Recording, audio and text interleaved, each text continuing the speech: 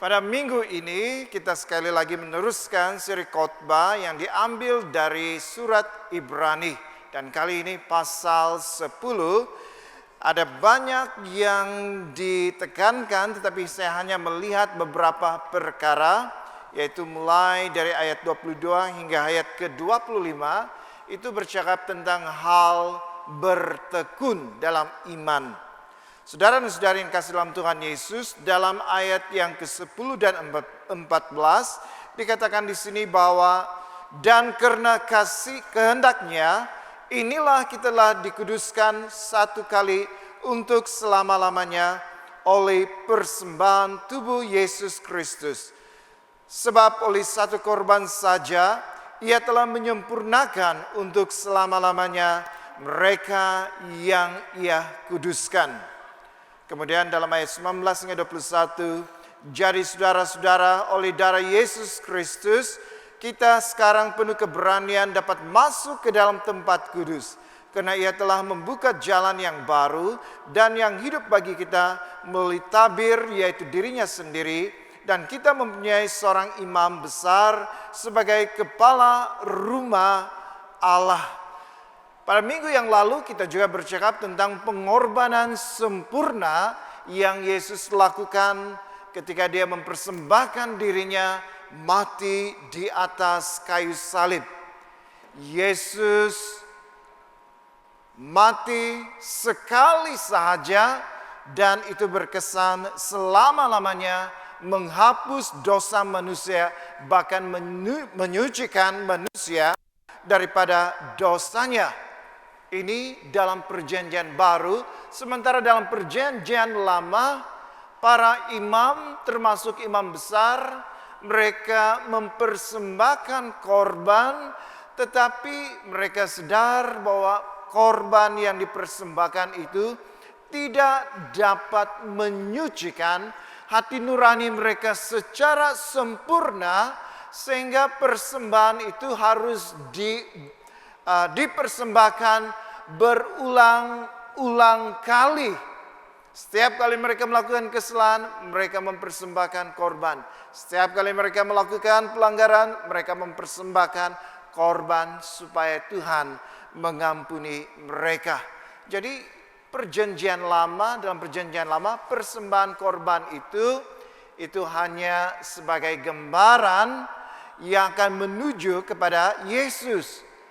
Pengorbanan Tuhan Yesus cukup sekali dan berkesan untuk selama-lamanya menyucikan manusia daripada dosanya, daripada hati nuraninya, dan manusia boleh berbaik-baik semula dengan Bapa di surga.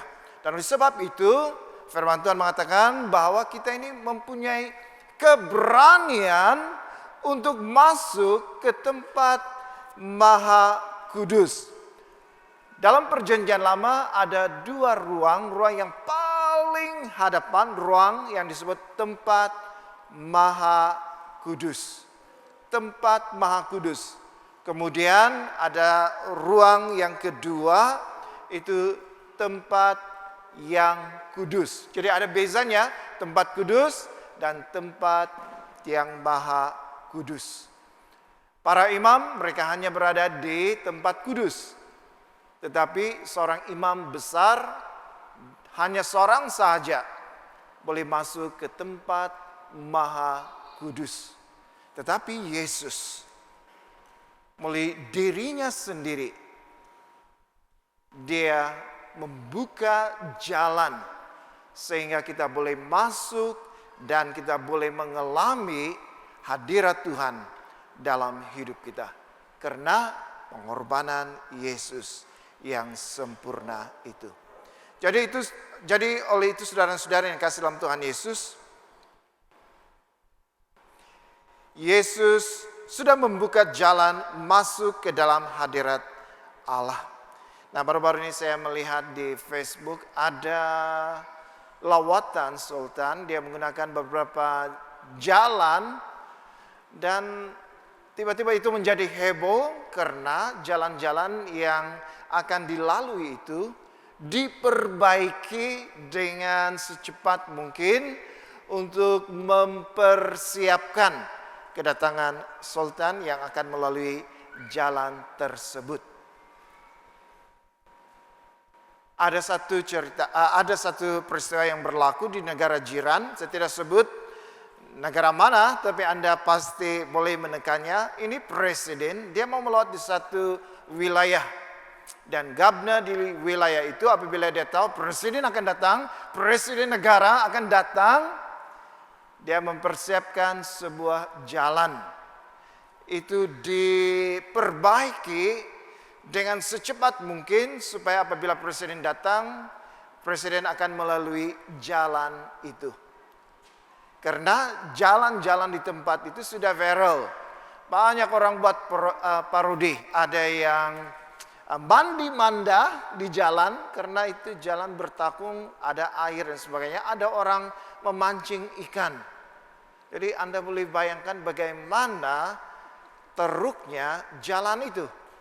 Lalu presiden ini datang, yang luar biasanya lagi, yang mengejutkan, di luar daripada pengetahuan gubernur itu, presiden memilih jalan yang lain. Maksudnya jalan yang sudah dipersiapkan itu memang oke, rata, licin, mulus, tetapi presiden memilih jalan yang lain. Apabila dia melalui jalan yang lain, presiden sendiri melihat bagaimana keadaan jalan raya yang teruk itu. Lalu presiden mengatakan, jalannya begitu nyaman sehingga saya boleh tidur, katanya. Itu bahasa sindiran lah sebenarnya. Sepanjang dia ikut jalan itu, apa orang cakap itu ya, macam ombang-ambing begitu ya.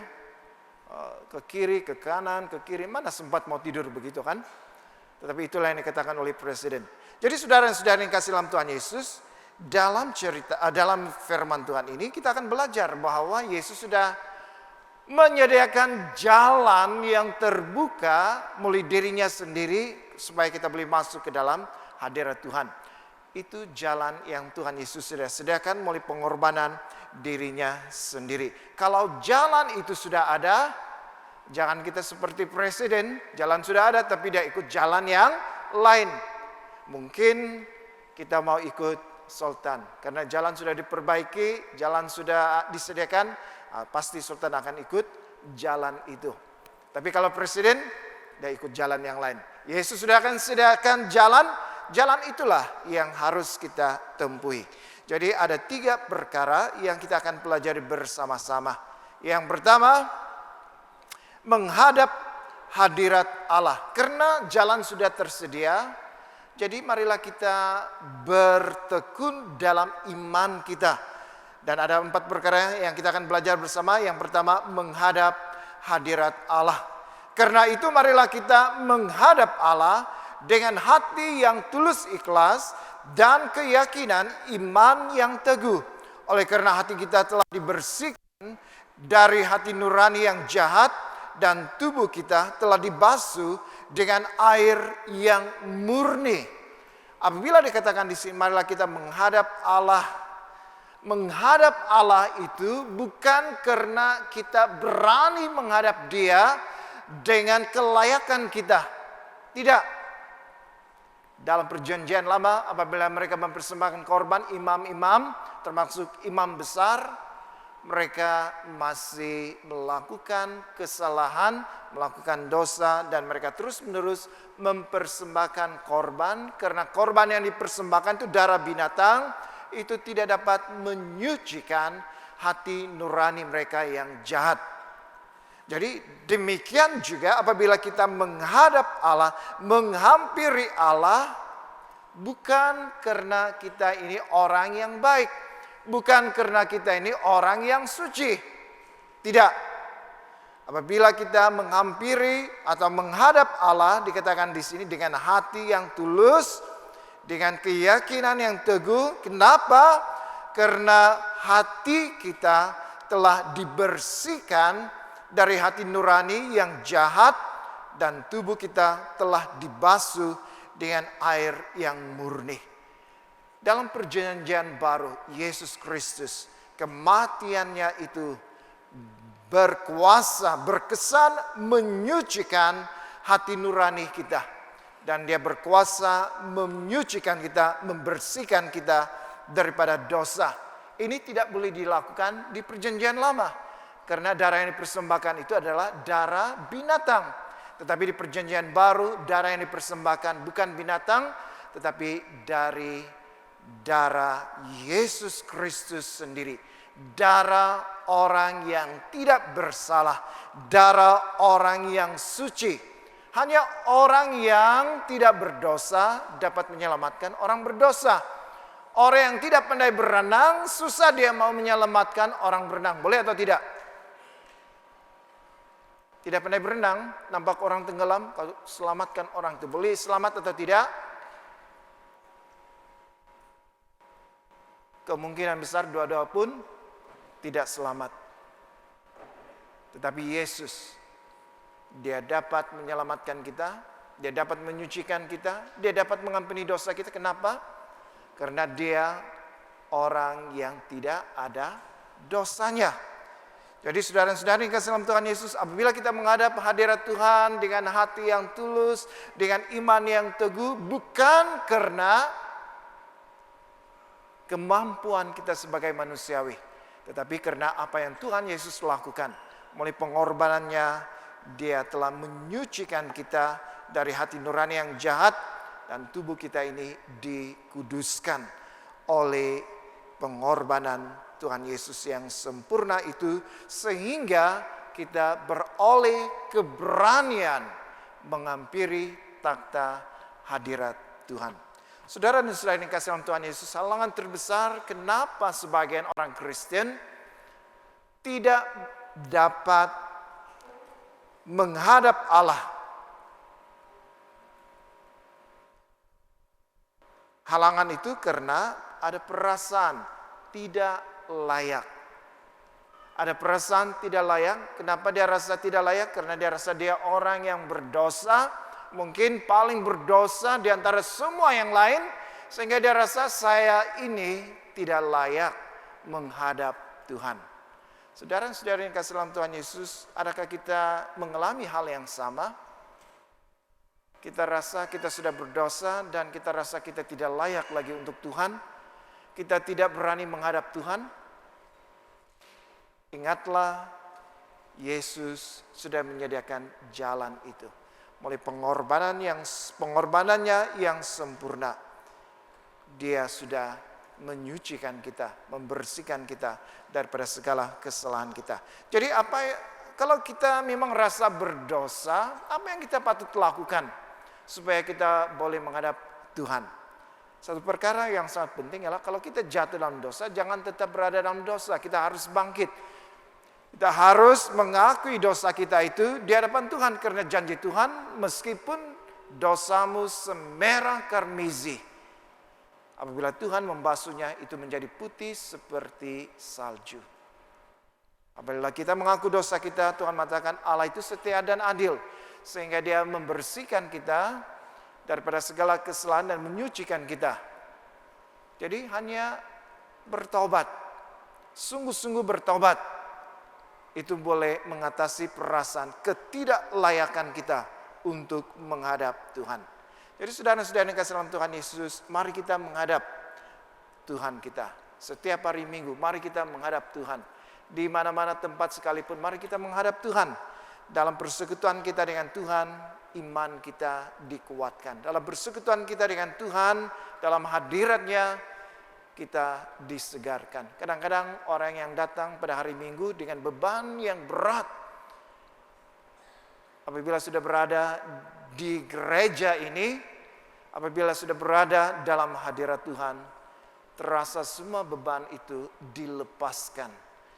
Datang dengan beban berat, kembali dengan membawa berkat.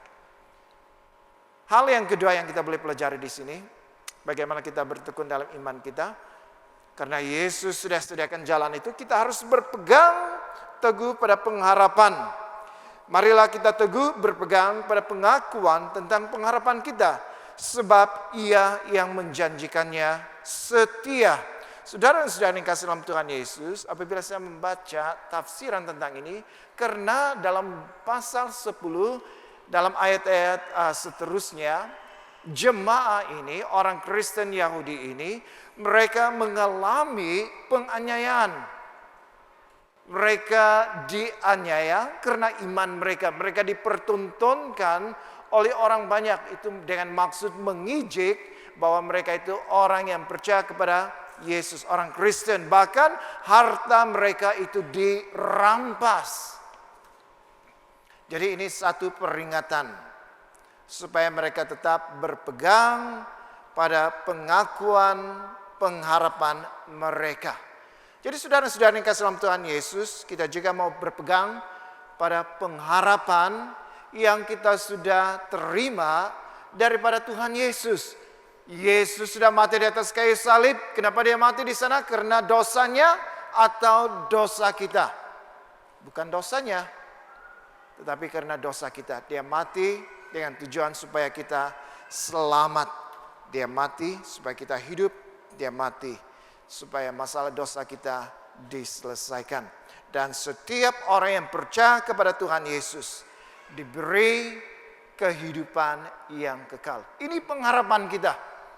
Jadi di tengah-tengah penderitaan mereka, penulis surat Ibrani ini mendorong mereka supaya pegang teguh pengharapan mereka. Meskipun mereka menderita, jangan lepaskan, jangan menyangkal, jangan menjadi murtad. Pegang, karena Ia yang menjanjikan, Tuhan yang menjanjikan itu setia. Meskipun mereka kehilangan nyawa mereka dalam penganiayaan itu, tetapi janji pengharapan hidup kekal itu tetap ada, karena yang menjamin itu adalah Allah sendiri. Saudara dan saudara yang kasih dalam Tuhan Yesus, pegang Yesus. Sementara kita hidup dalam dunia ini, ada banyak tawaran. Ada orang datang, kalau kamu tukar status kamu akan dinaikkan pangkat. Kalau kamu tukar status kamu akan permohonan untuk kemana-mana, ke tempat yang lebih tinggi, boleh diperoleh dengan mudah. Ada banyak tawaran. Harta, pangkat, kedudukan, dan sebagainya. Tetapi walaupun tawaran-tawaran ini sebenarnya agak menggoda kita, sekali kita lepaskan Yesus, belum tentu kita dapat kembali kepada Yesus. Bagaimana kalau kita tergoda, lalu kita tukarlah nama kita dari yang cantik-cantik Frankie jadi Abdullah. Tukar minum makanan sedap-sedapnya, makan itu sinalau bakas. Tidak boleh lagi karena haram. Saudara dan saudara yang kasih dalam Tuhan Yesus, bukan karena hal-hal yang seperti ini kita melepaskan Yesus. Bagaimana esok lusa, bulan depan, dan seterusnya, tiba-tiba kematian menjemput kita. Pada saat kita berada di luar Yesus. Karena kita sudah lepaskan Yesus untuk sesuatu yang lain. Saudara dan saudara yang kasih dalam Tuhan Yesus, jangan pernah terfikir melepaskan Yesus. Kalau kita melepaskan Yesus, belum tentu kita sempat bertobat. Jangan kita lepaskan Yesus. Sekali-kali melepaskan Yesus. Kalau kita lepaskan Dia, kemungkinan kematian yang menjemput kita. Kalau sudah mati, tidak ada lagi pertobatan. Tidak ada lagi. Hidup kita sudah berakhir. Melepaskan Yesus berarti kita melepaskan keselamatan yang Tuhan sudah janjikan kepada orang yang percaya kepada Yesus. Jadi Yesus menyediakan jalan itu, jalan keselamatan melalui pengorbanan dirinya sendiri. Jangan pernah lepaskan Yesus. Pegang Yesus, apapun keadaan ataupun kesusahan yang kita alami. Memang ada orang yang tidak senang kalau kita ini orang Kristen. Kita dicaci maki dan sebagainya. Kalau di negara jiran, tengah ibadah seperti ini, gereja ditutup. Tetapi di Malaysia itu tidak terjadi. Jadi syukurlah.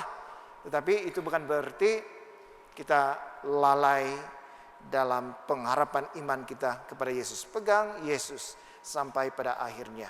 Ketiga, bagaimana kita bertekun? Kita saling memperhatikan. Dan marilah kita saling memperhatikan supaya kita saling mendorong dalam kasih dan dalam pekerjaan baik. Jadi saudara-saudara yang kasih dalam Tuhan Yesus, saling memperhatikan supaya saling mendorong. Ini sangat-sangat penting.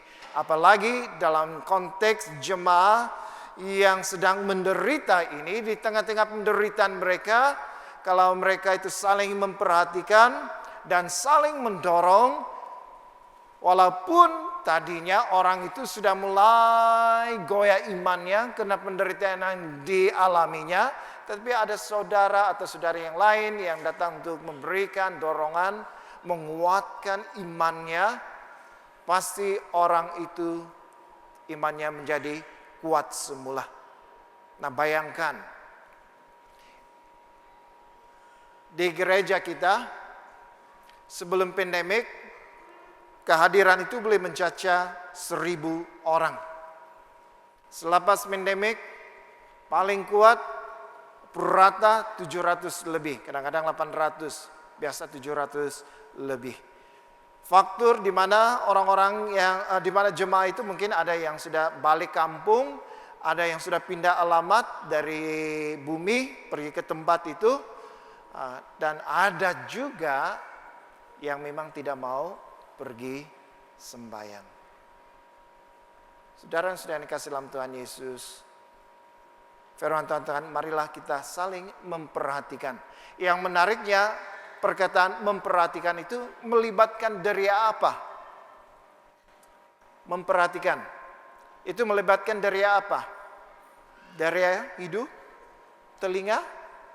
Memperhatikan maksudnya kita memperhatikan itu melalui mata. Jadi coba buka mata kita luas-luas di mana mereka yang masih dikeke tapi tidak mau pergi sembahyang. Buka mata kita, perhatikan di mana mereka. Mungkin itu jiran-jiranmu, mungkin itu dalam keluargamu sendiri. Buka mata kita lebar-lebar, melihat mereka yang dalam keperluan. Bukan kita mau menghakimi mereka yang tidak pergi sembahyang. Bukan. Tetapi kita mau mendorong mereka supaya pergi ke gereja, bukan karena pergi ke gereja semata-mata. Tetapi lebih daripada itu, kita mau mereka ini apabila datang ke gereja bertemu dengan Tuhan, iman mereka dipulihkan, mereka kembali giat dalam Tuhan.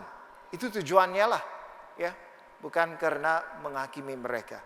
Jadi buka mata kita luas-luas di mana saudara-saudari kita yang dulu sama-sama dengan kita, satu kereta, satu bus, pergi ke gereja. Di mana mereka itu? Adakah kita nampak di depan mata tapi kita tutup sebelah mata, pura-pura tidak nampak? Saudara-saudari, firman Tuhan mengajar kita saling memperhatikan. Kalau Anda melihat mereka ini, apa yang Anda lakukan? Supaya mendorong mereka. Ajak mereka pergi gereja, ajak mereka pergi sel, ajak mereka ke persekutuan doa dan sebagainya.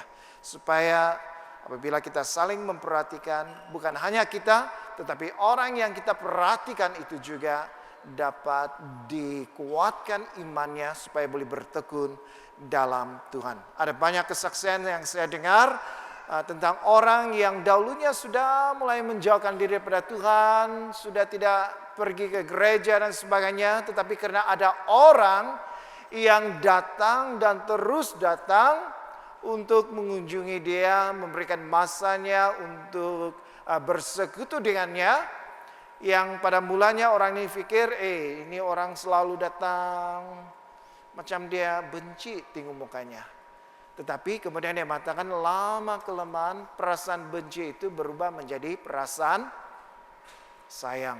Sehingga dia mengatakan dia dengan orang itu rapat. Dan bukan itu saja, orang ini datang ke gereja, kembali aktif. Jadi kita melihat bagaimana dorongan yang seperti itu boleh memulihkan keadaan orang lain. Jadi mari kita saling memperhatikan, kita saling mendorong dalam kasih dan dalam pekerjaan yang baik. Dan yang terakhir, saudara-saudara yang kasih dalam Tuhan Yesus, bagaimana kita supaya kita boleh bertekun dalam iman kita, ialah kita mengutamakan pertemuan ibadah. Mengutamakan, dalam ayat ke-25, janganlah kita menjauhkan diri dari pertemuan-pertemuan ibadah kita. Dengar baik-baik, seperti dibiasakan oleh beberapa orang. Tetapi marilah kita saling menasihati dan semakin giat melakukannya menjelang hari Tuhan yang mendekat. Jadi saudara-saudara yang kasih dalam Tuhan Yesus, firman Tuhan mendorong kita supaya kita jangan menjauhkan diri dari pertemuan-pertemuan ibadah. Pertemuan-pertemuan ibadah itu bercakap tentang apa? Itu bercakap tentang hari Minggu. Kita datang sembahyang, itu ibadah. Pertemuan-pertemuan ibadah itu juga bercakap tentang apa? Kelompok sel. Dalam kelompok sel itu disebut sebagai pertemuan ibadah. Apalagi yang ketiga, persekutuan doa. Persekutuan doa adalah pertemuan-pertemuan ibadah. Bukan berarti bahwa kita ini 3 waktu saja dalam 1 minggu. Yang di sebelah itu 5 waktu kan? 5 waktu, tapi kita seolah-olah macam nampak 3 waktu. Kalau tidak ikut sel, tidak ikut persekutuan doa, hanya 1 waktu saja. Saudara dan saudara yang kasih dalam Tuhan Yesus, pertemuan ibadah itu bukan hanya kebaktian, ahad, kelompok, sel, dan persekutuan doa. Pertemuan harian kita dengan Tuhan. Pada waktu kita mengasingkan diri daripada kesibukan, menghususkan suatu masa dan tempat untuk kita bertemu dengan Tuhan, mulai pembacaan firman Tuhan, mulai renungan firman Tuhan yang kita sudah baca, dan mulai doa, itu juga adalah ibadah. Pertemuan kita dengan Tuhan. Malangnya dalam case di sini kita melihat ada beberapa orang yang membiasakan diri tidak mau beribadah. Ada di sini yang mempunyai pikiran seperti itu. Sembahyang kalau tidak setiap minggu tidak apa-apa. Atau selama hidupnya dalam setahun sekurang-kurangnya mungkin ada 3 kebaktian yang dihadiri. Yang pertama, Christmas. Baru muncul di gereja. Kemudian, Easter, Paskah. Baru nampak mukanya di gereja. Adakah yang seperti itu? Ada. Hanya 2 atau 3 kali bertemu dengan Tuhan dalam masa 1 tahun. Cukupkah itu? Tidak cukup sebenarnya. Dan yang ketiga itu apa? Apalagi yang ketiga selain Christmas dan Paskah? Mungkin yang ketiga itu ialah pada waktu dia sudah berada dalam keranda, dibawa ke gereja, disembayangkan di gereja, baru pergi di tanah perkuburan. Ini berlaku sebenarnya. Tetapi firman Tuhan mengatakan, saling menasihati dan semakin giat melakukannya. Saling menasihati. Jadi itulah saudara-saudara yang kasih dalam Tuhan Yesus, dalam pertemuan ibadah itu kita mau saling menasihati karena memang ada orang yang membiasakan diri tidak mau pergi beribadah. Nasihati mereka. Firman Tuhan katakan nasihati ya, bukan marah-marah. Kau ini pemalas, tidak mau pergi sembahyang. Saya pikir kalau kita marah-marah begitu, orang itu yang sudah keras hatinya, tambah keras hatinya, tidak mau pergi sembahyang. Dan kali ini bukan lagi karena dia malas, tapi karena ada orang yang sebut dia pemalas. Firman Tuhan katakan menasihati, tegur dengan baik-baik, nasihatkan dia untuk pergi sembahyang. Kalau minggu ini belum pergi, minggu depan nasihati lagi, minggu depan dan seterusnya nasihati lagi. Dan semakin giat melakukannya. Kenapa? Karena menjelang hari Tuhan yang mendekat. Jadi kenapa kedatangan Tuhan Yesus kali yang kedua itu dikaitkan dengan pertemuan-pertemuan ibadah? Apa kaitannya kebaktian hari Minggu? Apa kaitannya kelompok sel? Apa kaitannya persekutuan doa? Ataupun pertemuan-pertemuan ibadah yang lain itu? Kenapa itu dikaitkan dengan kedatangan Tuhan Yesus kali yang kedua? Kedatangan Yesus kali yang pertama, Yesus datang sebagai penyelamat. Dia datang, mati di atas kayu salib untuk menyelamatkan manusia berdosa. Tetapi kedatangan Yesus yang kedua, dia bukan lagi datang sebagai penyelamat. Dia datang sebagai hakim. Dan semua orang, baik yang sudah meninggal dunia ataupun yang masih hidup ketika dibangkitkan, ketika masih hidup pada waktu kedatangan Tuhan Yesus, semua akan berdiri di hadapan Tuhan untuk dihakimi. Ada dua tempat saja. Satu tempat senang bersama dengan Bapa di surga. Satu tempat lagi siksaan yang kekal bersama dengan siapa? Iblis dan pengikut-pengikutnya. Jadi hanya dua tempat saja, ada dua tempat. Jadi kenapa kedatangan Tuhan Yesus itu dikaitkan dengan pertemuan ibadah supaya saling menasihati dan semakin giat, semakin kedatangan Tuhan itu semakin dekat, kita semakin giat beribadah. Kalau yang jarang-jarang bergiat, apalagi yang langsung 3 kali dalam setahun bergiat untuk beribadah. Kenapa? Karena pada akhirnya apabila Tuhan datang, apa yang Tuhan lihat? Iman kita. Jadi rupa-rupanya kebaktian ini, pertemuan-pertemuan ibadah ini bukan hanya kita bertemu dengan kawan-kawan kita. Lebih daripada itu kita bertemu dengan Tuhan. Dan melalui ibadah seperti ini, kita memuji Tuhan, jiwa kita diangkat untuk mengalami hadirat Tuhan. Kita mendengar firman Tuhan, kadang-kadang menegur kita, memang ada sakit hati ya. Harap di sini jangan sakit hati lah. Kalau sakit hati pun, terima kasih Roh Kudus karena mengingatkan saya. Jangan marah-marah saya ya.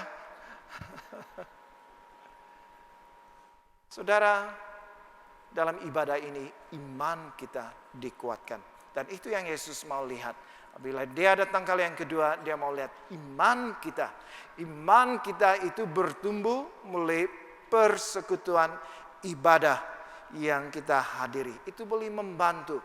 Jadi saudara-saudara yang kasih dalam Tuhan Yesus, kalau Yesus datang, adakah iman kita ada di sana? Adakah kepercayaan kita kepada Yesus itu teguh? Karena iman kepada Yesus itulah yang menjadi penentu. Menjadi penentu bagi kita untuk menerima pengharapan hidup kekal. Tapi kalau Yesus datang dan dia lihat, iman kita ini tidak seberapa, iman kita ini goyah-goyah, atau kita ini dia lihat Kristen tapi isinya, pengisian di dalam kekristenan kita, hidup Kristen kita kosong, tidak ada iman kepada Yesus. Saudara-saudara yang kasih dalam Tuhan Yesus, kita sudah tahu kemana destinasi akhir hidup kita. Jadi oleh sebab itu, marilah kita giat beribadah. Menasihati keluarga kita, kawan-kawan kita yang jarang-jarang atau 3 kali datang ke gereja, nasihati mereka. Bahkan sesama kita, kalau kita yang memang rajin, nasihati. Supaya saling mendorong, supaya kita tetap mengutamakan ibadah kita. Karena dalam ibadah kita bertemu dengan Tuhan. Dan dalam ibadah itu iman kita dibentuk, iman kita dikuatkan, kita disegarkan. Apabila Yesus datang, Yesus menepati, ada iman dalam hidup kita. Jadi saudara-saudara yang kasih dalam Tuhan Yesus sudah membuka jalan masuk ke dalam hadirat Allah. Jadi marilah kita bertekun dalam iman kita dengan cara menghadap Allah, berpegang teguh pada pengharapan kita dalam Yesus, pengharapan hidup kekal. Jangan pernah melepaskan, saling memperhatikan supaya kita boleh saling mendorong dan mengutamakan pertemuan-pertemuan ibadah. Karena melalui pertemuan ibadah seperti itu boleh membantu iman kita bertumbuh. Dan apabila Yesus datang, dia mendapati iman dalam hati kita. Mari kita berdoa. Bapa di surga, terima kasih untuk firman Tuhan yang kami sudah dengar hari ini. Tolonglah kami Tuhan untuk memberi syukur pengorbanannya sempurna yang Yesus lakukan di atas kayu salib. Sehingga Yesus membuka jalan yang baru melalui tabir dirinya sendiri. Sehingga kami boleh menghadap Allah dengan penuh keberanian. Karena pengorbanan Yesus yang sempurna telah menyucikan hati nurani kami. Tolong kami Tuhan supaya kami berpegang pada pengharapan kami dalam Yesus. Dan tidak pernah sekali-sekali menjual Yesus untuk sesuatu kenikmatan duniawi. Supaya kami tetap berpegang kepada Yesus. Bahkan pada waktu kami menderita penyakit, kekurangan dan sebagainya, kami berpegang kepada Yesus yang kami percayai karena ada pengharapan hidup kekal yang Tuhan sudah janjikan, dan yang Tuhan yang berjanji ini adalah Tuhan yang setia. Tolonglah kami Tuhan supaya kami saling memperhatikan saudara-saudari kami. Apabila kami melihat mereka dalam keperluan, kami mendorong mereka supaya mereka sekali lagi dibangkitkan dalam iman mereka. Supaya mereka kembali kepada Tuhan, kembali melakukan hal yang sepatutnya. Supaya iman mereka bertumbuh. Kami juga dinasihatkan oleh firman Tuhan supaya kami mengutamakan pertemuan-pertemuan ibadah. Karena melalui pertemuan seperti inilah iman kami dipulihkan, iman kami disegarkan, iman kami dikuatkan. Dan Yesus akan datang lagi, dia akan melihat iman yang ada dalam hati kami. Iman itulah yang menjadi bekalan kami untuk menerima janji pengharapan, yaitu kehidupan yang kekal. Terima kasih Bapa untuk firman-Mu, dalam nama Tuhan Yesus kami berdoa. Amin.